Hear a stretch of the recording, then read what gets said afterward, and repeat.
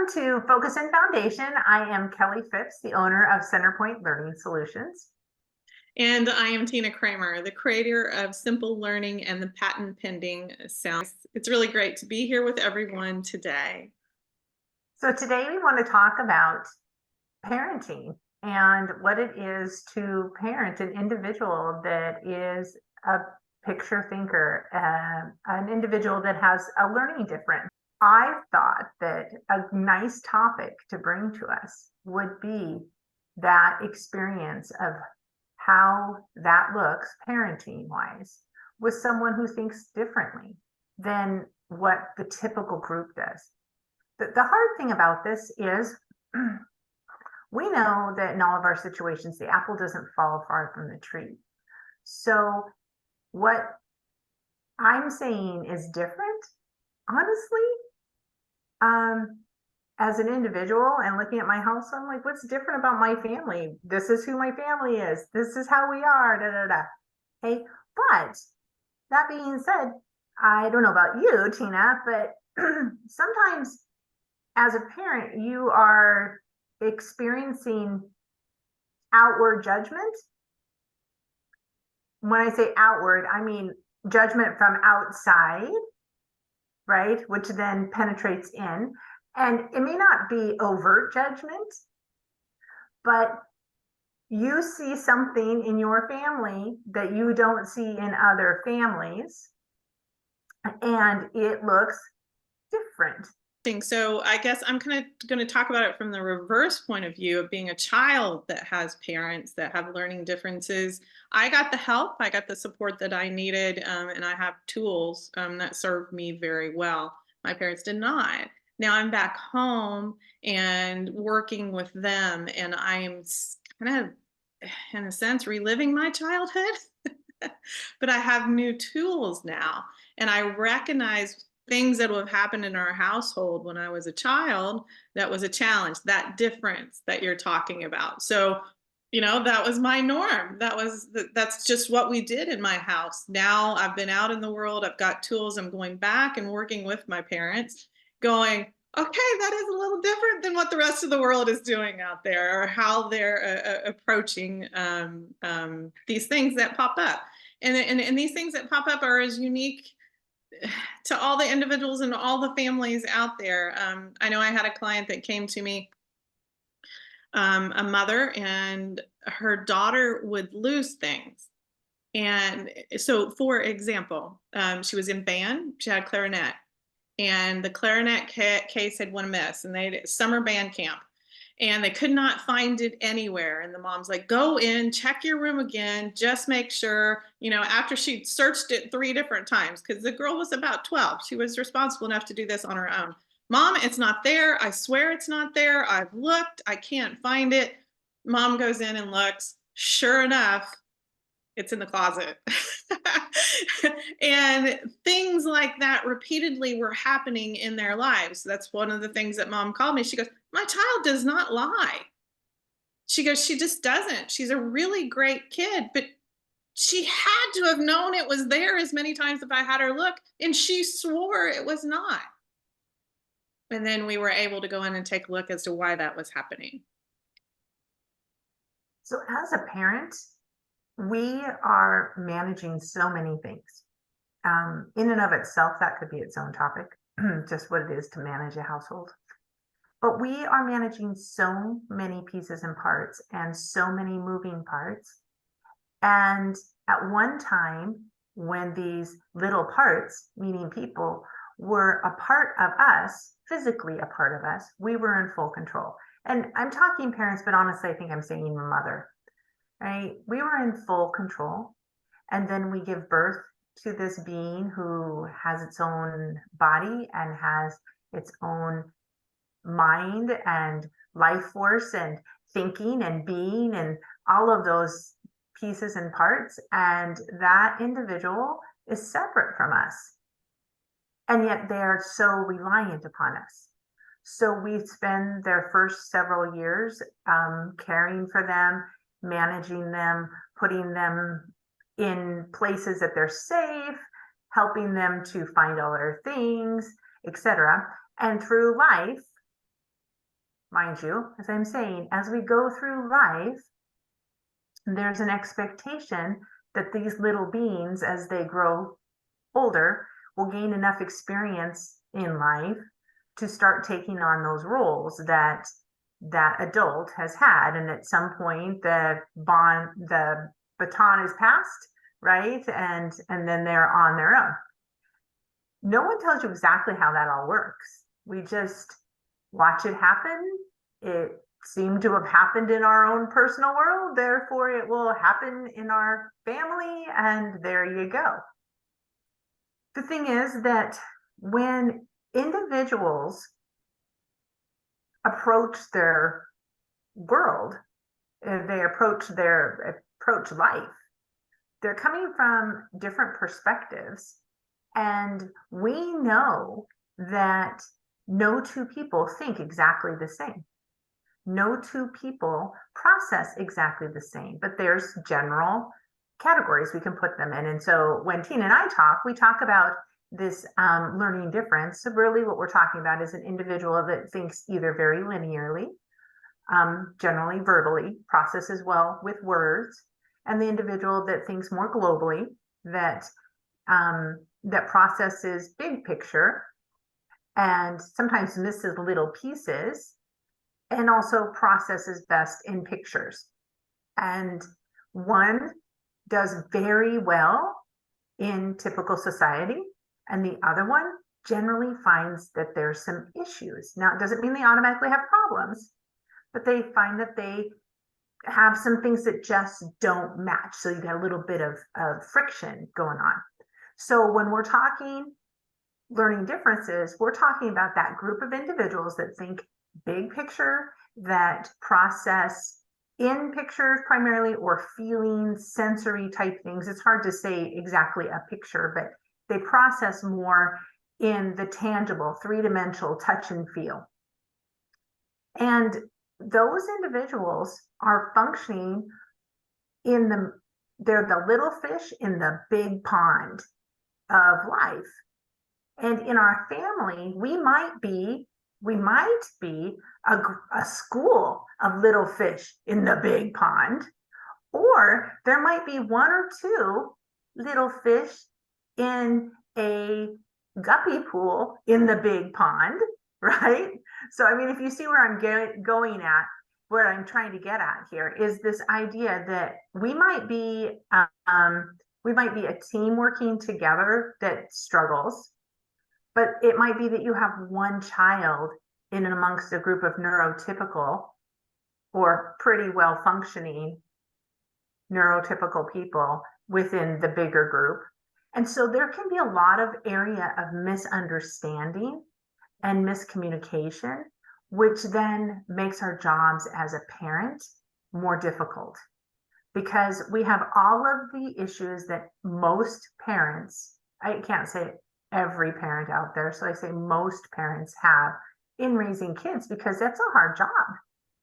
It's not easy for anyone.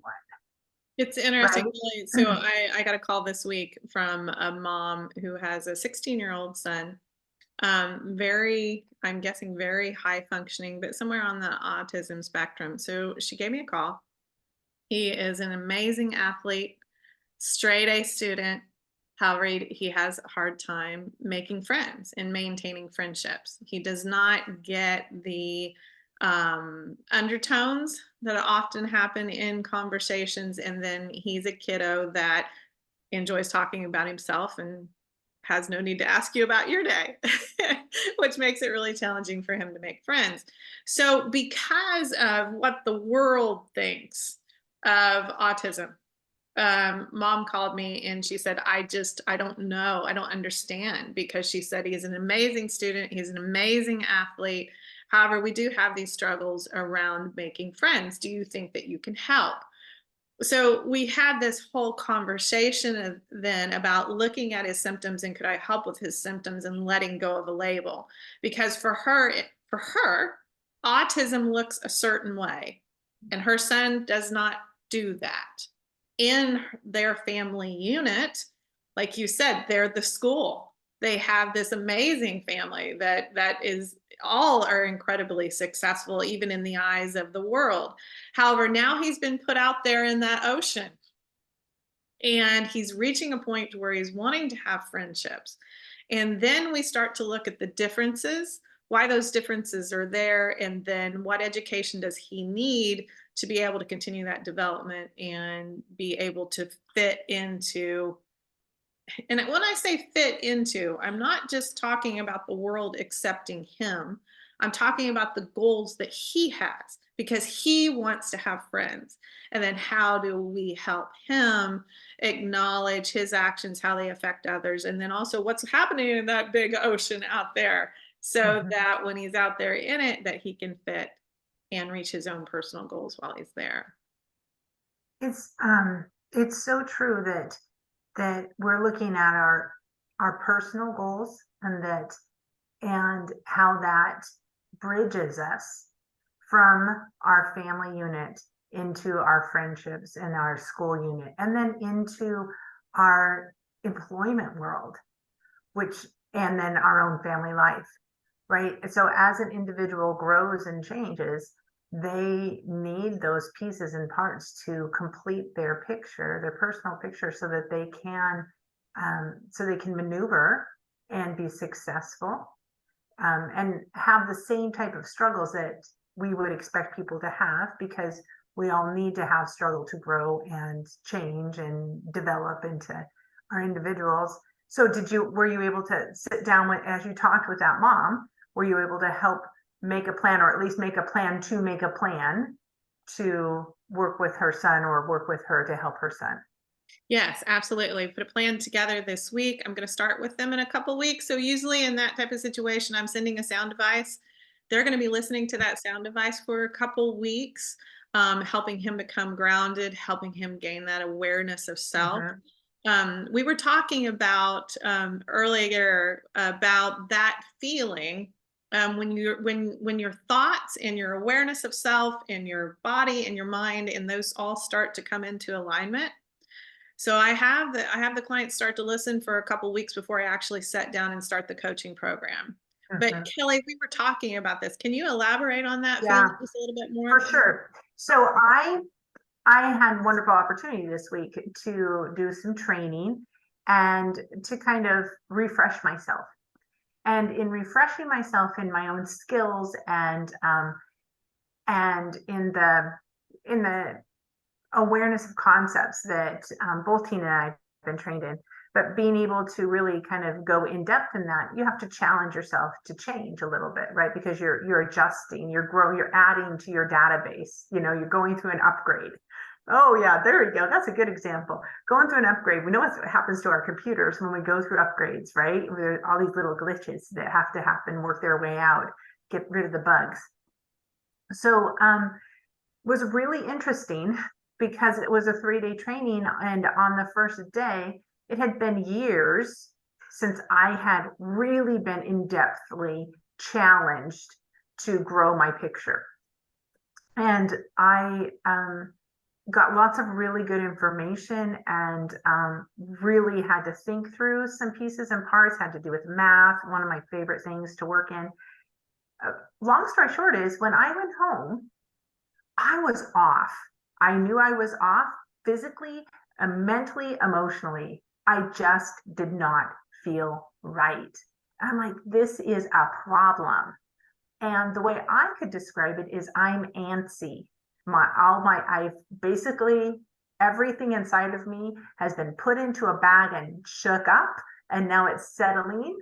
And this happens, but I I know what to do now, right? It was the coolest. It was the coolest. I don't like the feeling of being unsettled. I don't like the feeling of that puts in my body. And but I was like, oh, I know exactly what I need to do. I need to go be grounded. I need to just move and allow my body and my mind to come together. All of those things that I noticed, what was cool about that is those behaviors could be easily seen by a parent of a child who has spent all day at school, who has been imparting new knowledge, has been challenged, has held themselves together, but are still in a place of, right? Yeah. And I hear all the time from parents that everyone thinks my child is this angel. She behaves for everyone else, but comes home and loses it on us. And I'm the recipient of all this. And there is a problem with that. And so I guess knowing what I know about myself and having my own experience, what I would love for parents to recognize is that is an essential, that feeling that they have, okay, is it an essential feeling. And as a parent who elicits some control still for the child, you could have your toolbox ready to go to help that child recognize this is how you're feeling. Now let's walk through this together. Okay, rather than what usually happens. What usually happens, because when one person comes at us with this bombardment, it is a form of force, and the automatic reaction to force is resistance. And so here's mom, here's kid. Mom's not going to give, right? Yeah. So what ends up happening is the kid gets squashed, and so then kid doesn't get rid of their feeling, but they are sometimes internalizing it negatively. How I'm feeling is bad. I don't know why I'm feeling that way. So I am bad. All those things that we inadvertently take on ourselves. And as a parent, the parent's frustrated. They needed peace too, and their household doesn't have peace. So now they're having to deal with the mop up of everything. I mean, that happens every single day. That happens everywhere. We're talking about the more. Now, Kelley, I'm going to go back because I love something you said. So I want to make a point of it. I was in the process of growing my picture because you had went to training and you were learning. We think in pictures. So that is such a lovely, spot on way to describe how we learn. We are growing our picture. But when you're growing your picture, it involves confusion, because when we're given new information, we have to find, I always compare it to a Rolodex. Nobody ever uses a Rolodex anymore, I don't think, but our generation understands that. You're making room in that Rolodex for the new information to come in. And you've got to figure out where it fits. So there's confusion in finding the anchors and where things actually fit in. That confusion, all right, when we think in pictures, can cause us to disorient. So the way you experience a disorientation is you feel antsy. Most of us would agree with that. I would agree with that. And there's so many different ways that we can feel that antsiness can be a cause of it. So for you, it's gaining new information. That's common for most of us. For me, I'm dealing with some strong emotions right now. My father's in his last days. The way you described that feeling was beautiful. That's exactly what I'm dealing with as well. Now, for me, that antsiness feeling can grow to the point I start to space out. I detach from my physical body. I'm no longer grounded. And then all of that emotion kind of hangs on. It doesn't really go anywhere, and I'm not really feeling it, which is a numbness that occurs that looks like you're spaced out. I get more clumsy. I have more bruises. I have, I misjudge the edge of desks and the edge of counters. I'm aloof. My daughter is here with me now. She's kind of helping and supporting as I support my parents, and I own it as an adult. I'm like, Stacy, mom's not at her best, and so she's talking to me more. She's interacting with me more because she understands, and she's anchoring me. So the same things can happen for our kids. And then, like you described, as parents, we're creating that stability for our children that you and I have learned to do, as an adult. So if there is something that's happening at school that is causing a lot of an emotion, then the behaviors come into play as well. And Mhm. then if as a parent you can acknowledge that and you can see that, and again, this happens for everybody, we're talking about the more. Mhm. Because if we have a student that's not comfortable with change, that concept of change, they're just not comfortable with the substitute teacher that has come in, or a new student has come in, or all the changes of every day, and they're not clear with the concept of change, that's going to create emotion, and then that's going to create that situation if they've gotten to the point that they've learned how they're supposed to act when they're in school, and then they're going to come home and then Right. and then that's where those tools come into play, and that's where we're talking to mom and dad so mom and dads can understand the tools. Mhm. Because if you don't understand a learning difference, you don't understand that your child has one, or maybe you have one yourself, or the whole family does. If you've got these tools, then when you hit those bumps in the road, you've got a way to be able to manage them. So we're not saying that it doesn't happen. You and I, with you going back into classes, you experienced it. With where I'm at in life with my family, I'm experiencing it.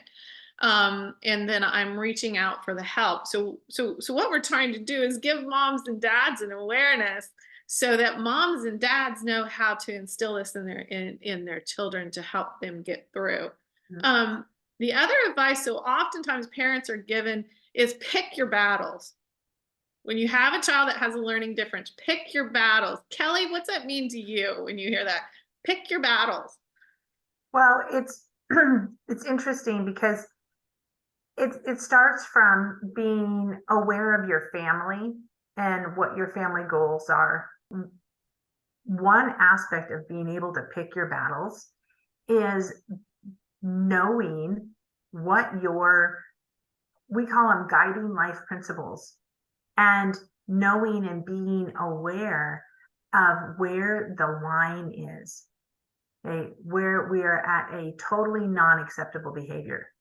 This is something that is unacceptable anywhere. So when individuals are fast thinkers, are busy thinkers, are picture thinkers, all of those things, those are not concretes necessarily. And every individual, but especially the more, needs that laid out. You and I might have these no brainers. These are things that you don't do. But guess what? We have to be explicit. This is where the line is, and you will not cross this. Yeah. And so then when the line is crossed, there's an immediate response that will be, in essence, it's a negative, so that it's very aware where the line is. Well, and then you hold that line. I think it's really important to Inconsistent. point that out. Yeah. An immediate response to the line, and then you have to hold it. And sometimes the Mhm. holding is the hardest part. It is. It is for everyone. For everyone, it is hard. And parenting is not for the faint-hearted. It is difficult. The thing is that we do more harm for our children when we are inconsistent, okay, than anything else. So none of us are going to be the most stellar parent. Don't try to be the perfect parent. There's not one out there. Right. Okay? Be a consistent parent. And wherever your best is, that is where you're going to be. Yes. Now I want to give a simple example of this, what we mean by consistently and holding. So one of the things that I ran into for my friends over the years, they would hit a point that we'd get ready to leave, and their kids would be playing together, and the kids wouldn't come. Mhm. Now, my kids would always, I'd say, okay, mom's ready to go. And my kids would follow me out. And my friends would be like, I don't understand how you get your kids to do that. We're chasing our kids. We can't get them to come with us. And I said, well, you've taught them that, which did not make my friends happy with me. So I pointed that out. But for the ones of them that really did want to change that behavior because it was frustrating for the children, it was frustrating for the parents, I would say take a look at how many times you say you're ready to go, and then your child may come towards you and you keep talking to your friend. How many times do you do that? You have taught your child, well, technically, the first time mom says that, we're not really going to leave. Mm-hmm. Be the parent that says, hey, we're going to leave in 5 minutes. Pay attention to 5 minutes and actually go out the door. And I said, that's where I've been consistent. My kids know, and then we're going. Mm-hmm. Mm-hmm. That is just a very simple example. That's not that severe of a thing, but to take a look at your parenting skills and what are you actually teaching your children? Because so oftentimes we are complaining about what our children are doing, and our children are doing it because we've taught them to do it. Exactly. Exactly. It has everything to do with being aware yourself as a parent, right? Being aware and then following through with what you say. Because if the message that's inadvertently given to children in the scenario that you had where kids keep playing and mom says it's time to go, but mom allows herself to be distracted into something else, and they is that time is irrelevant. Okay, it is irrelevant, and it's also fluid. So when you say a few minutes, that could be, you mean a few minutes, or it could be an hour later. Or if we really want to keep playing, we just distract mom, because mom doesn't really mean what she says. And if mom doesn't really mean what she says when it's time to leave, mom didn't really mean that we couldn't buy that thing, or mom didn't really mean that I couldn't play with Joey. Mom didn't really mean that I couldn't go to the park. Mom didn't really mean that, because mom changes her mind. Okay. And that happens when we as parents, one, don't know consistently what we're looking for. We have not established that ourselves. Yeah. And when we as parents don't have a solid picture ourselves, right? We might be the processor that processes fast. And so we don't have a real sense of time. And as we don't have a real sense of time, we're not providing those examples to our children, which is the only place you do learn that. Right. Okay, through life. All of those pieces and parts. And it's not a natural, I know this is going to sound so weird when I say it, but we are more naturally inconsistent than consistent, because that's part of the human experience. We are individuals that take order, and to grow and change, we have to momentarily go into disorder so that we can reorder and become a new individual with everything that we do as we think. But if I do not have an internal sense of order, then when things naturally go to disorder, I have no idea how to bring them back. And I didn't know there was really even any way to do that. And may not even realize you're in disorder. Right, exactly. I just know that what's happening out here is not what I want to happen. I can't even say I don't know how it got there. It might just simply be, I know that's not what I want, but I don't know the path. So there is so much to share that there's no way in a 30-minute podcast one could share. All we have really done at this point is touch on the issue. Yeah.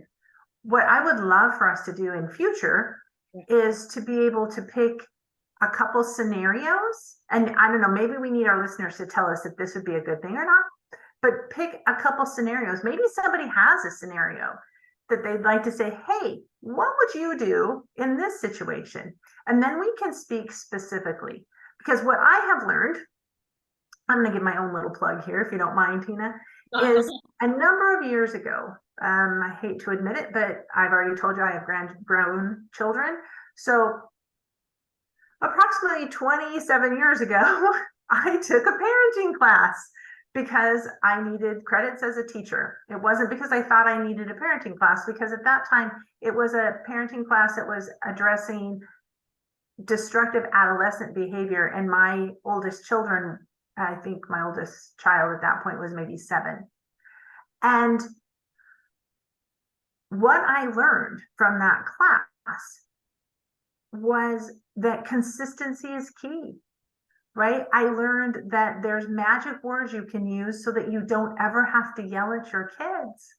We have developed a second class that is for younger children. It's called Loving Solutions. So the group I'm talking about is called the Parent Project, and you can find their nonprofit. You can find them across, actually they're international at this point. Such a solid organization providing parenting courses. So I got trained to do that. And so we've been providing Loving Solution courses in our community, but it's something people can access online too. So there's facilitators that can do it.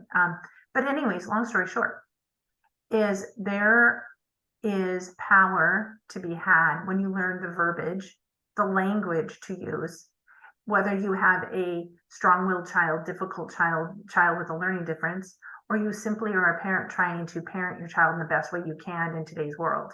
There is important information because we are all distracted. Okay? We are all pushed hard, pushed to the brink.